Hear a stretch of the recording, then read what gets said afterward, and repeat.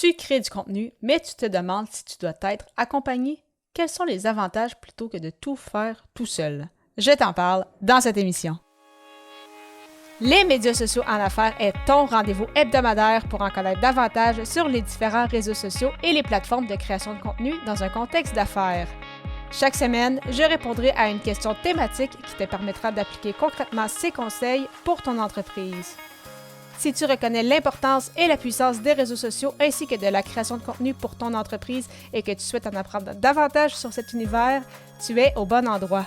Je suis Amélie Delebel, travailleuse autonome dans le domaine des communications et marketing depuis février 2020. Je travaille avec les réseaux sociaux et dans la création de contenu depuis 2014.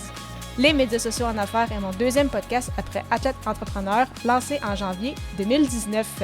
Bienvenue sur mon podcast. Salut et bienvenue sur les médias sociaux en affaires, épisode 292, alors qu'aujourd'hui je réponds à la question « Dois-tu être accompagné avec ta création de contenu? » Alors, bien évidemment, j'ai peut-être un petit parti pris, je ne le cacherai pas, mais je pense qu'il y a quand même plusieurs avantages à être accompagné, et ce, oui, en création de contenu, mais également dans plusieurs autres domaines. Pourquoi? Tout d'abord parce que si tu es accompagné au départ, ça te permet de sauver beaucoup de temps. Ça te permet d'éviter davantage d'essais et erreurs et donc moins de découragement que si tu fais tout toi-même. Tu essaies de voir ce qui fonctionne, tu essaies de voir ce qui ne fonctionne pas et là, si tu accumules plusieurs échecs au départ, ça peut te décourager en fait pour la suite et que peut-être ça ne tentera même plus de créer du contenu par la suite. Alors que si tu as quelqu'un pour t'accompagner, pour justement t'aider à te guider et à faire moins d'erreurs que si tu étais tout seul, ça aide bien évidemment pour la confiance. Non seulement ça aide pour la confiance, mais tu as une idée aussi beaucoup plus claire de vers où tu t'alignes. Tu sais pourquoi justement tu poses telle et telle action. Donc, de mon côté, quand j'accompagne mes clients, justement, ils ont une stratégie. Donc, par la suite, ils peuvent soit décider de partir avec leur stratégie et de travailler avec leur création de contenu de leur côté, ou ils peuvent me décider de déléguer le tout, mais d'une façon ou d'une autre, au moins, ils savent pourquoi je fais cela. Et si eux veulent le faire de leur côté, bien, ils ont un plan justement avec quoi partir pour être en mesure de créer leur stratégie de contenu et non pas juste créer du contenu, que ce soit sur les réseaux sociaux ou ailleurs, juste pour en créer, mais vraiment avec une intention derrière. Et oui, au niveau des réseaux sociaux, ça permet bien évidemment de te guider, de faire moins d'erreurs, justement d'avoir une stratégie, de savoir à qui tu t'adresses, quels sont tes objectifs, pourquoi tu veux faire cela, quelle façon de t'adresser à ton audience cible, quelle thématique aborder et tout. Donc, bien évidemment, un peu de brainstorm au départ, mais c'est la même chose aussi avec un podcast. C'est la même chose si tu décides de lancer un blog ou autre, parce qu'avec un podcast, ce n'est pas juste d'ouvrir un micro, contrairement peut-être à la croyance de certaines personnes. C'est plus facile qu'on pense niveau technique.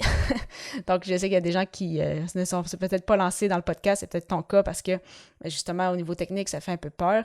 Mais vraiment, le plus important ou peut-être ce qui est un peu plus terrifiant avec le podcast, c'est vraiment plus la structure. Donc, comment t'assurer d'avoir un podcast qui va fonctionner, qui va te permettre de convertir et justement d'atteindre tes objectifs, d'atteindre ton audience cible pour être en mesure justement de partager ton message à un plus grand nombre de gens possible.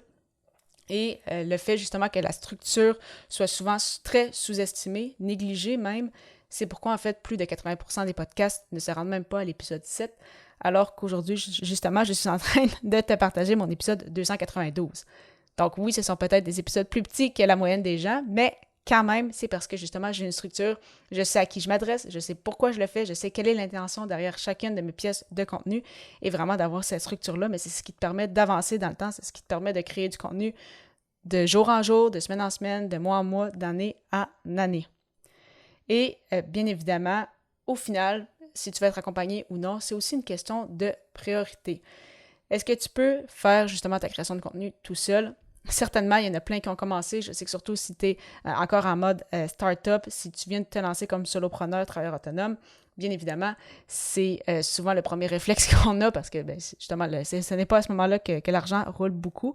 Mais cependant, comme mentionné plus haut, être accompagné te permet de mieux t'enligner, de faire moins d'erreurs et d'avancer plus rapidement. Et si tu délègues, mais ça te permet de te concentrer sur ce qui te rapporte vraiment des dollars. Et c'est la chose en création de contenu. Mais ça peut être le même principe que je peux te dire, par exemple, avec la comptabilité. tu pourrais peut-être faire tes rapports d'impôts, tu pourrais peut-être t'occuper de toute ta comptabilité, mais pourquoi ne pas laisser un expert faire son travail pendant que toi, tu te concentres sur ce que tu aimes, c'est ce que tu aimes faire, surtout si c'est quelque chose que c'est pas ta zone de génie ou tu le sais que c'est pas ce que tu aimes le plus faire au niveau business, donc vraiment important aussi à garder en tête. Donc vraiment, il y a plusieurs avantages, mais au final, c'est toi qui décides de prendre cette décision-là ou non. En lien avec la création de contenu, tu aimerais lancer un blog ou un podcast, mais tu ne sais pas par où commencer. Si c'est le cas, aucun souci, je te propose mon guide Le pouvoir de la création de contenu tout à fait gratuitement qui te livrera les premières étapes pour démarrer ton aventure dans la création de contenu. Pour le télécharger, simplement te rendre au ameliedelebel.com/guide. Et j'ai bien hâte de te revoir à l'épisode 293 alors que la question à laquelle je répondrai sera: est-ce que le côté technique t'empêche de créer du contenu? À très vite!